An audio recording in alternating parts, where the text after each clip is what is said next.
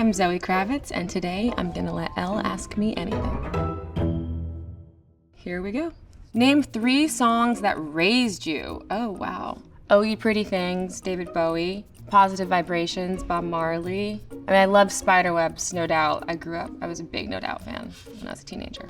Obsessed. What is the biggest misconception about Sagittariuses? I feel like everything's pretty on point. Like, we're super flaky, we're also really fun, we're very social. I feel like we have a pretty good reputation. I feel like it's pretty accurate. Nikki, what's wrong with Sagittariuses? We are brutally honest. That's not a misconception. A misconception, like something that's untrue about us. Oh, that's a good one.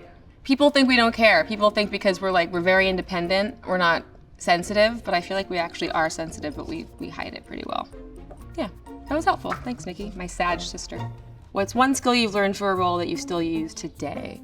So far, I haven't had to break into a safe or use a whip. My posture got a lot better after I did Catwoman because I had to be so aware of my physicality, and I feel like I can tend to hunch over, and I think it really helped me be aware of my posture, which has helped with my back. Because as you get older, your back starts to hurt. What advice would you give a first-time director? Try and get yourself as much time as possible. You'll never have enough time. And also try and stay creative in a crisis because everything will go wrong. And the more that you lean into it and surrender to it and try and find creative solutions, the better it will be. Okay. Okay. What is your biggest tip for sourcing vintage? There used to be so many great vintage stores in New York specifically. So many of them have closed, which is a bummer. But I would say flea markets. Flea markets are so great and so fun. If you're traveling, looking up the local flea market. In the summer, there's a bunch here in New York.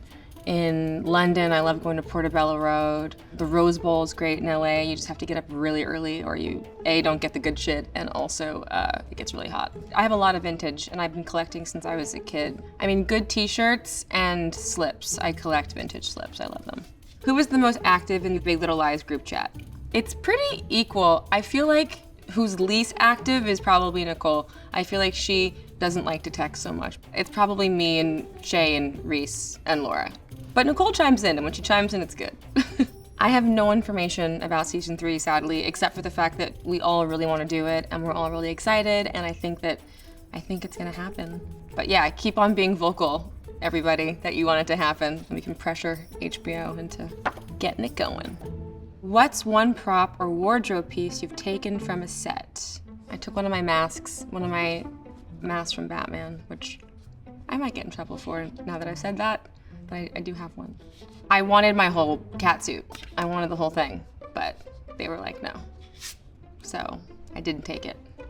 I mean, what am I gonna do with that? What am I gonna wear it? Maybe. Who was the last person you were starstruck to meet? Harrison Ford came up to me at the Golden Globes and said he liked my film, which was like, oh my God. And I also met Nathan Lane outside of the Bowery Hotel. The Birdcage is one of my favorite films.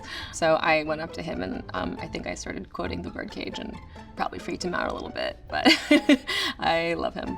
If you could cameo on any TV show, what would it be? Ooh.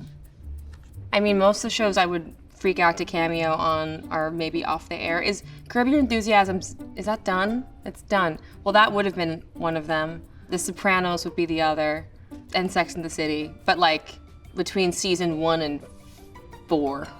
What's one beauty secret you've learned from your mother? Less is more. My mom's always about restraint, and also just taking care of your skin so that you don't have to overdo it. She's very into beauty coming from the inside. It's like an energy thing, I think. How you feel and what you project, bringing out honesty and positivity, I think, is what's most beautiful to us and to her. Which one of your red carpet looks are you most proud of? I really loved some of the looks we did for the Batman press tour. Anthony made some really, really special pieces, specifically the dress I wore to London with the cutouts I thought was really cool. I also loved the Saint Laurent dress that I wore to the Met Ball, the crystal look. I thought that was pretty rad. I'm very lucky I get to work with such a genius and things come together pretty easily with him. Thanks so much for watching. Be sure to check out my cover for Elle, out now.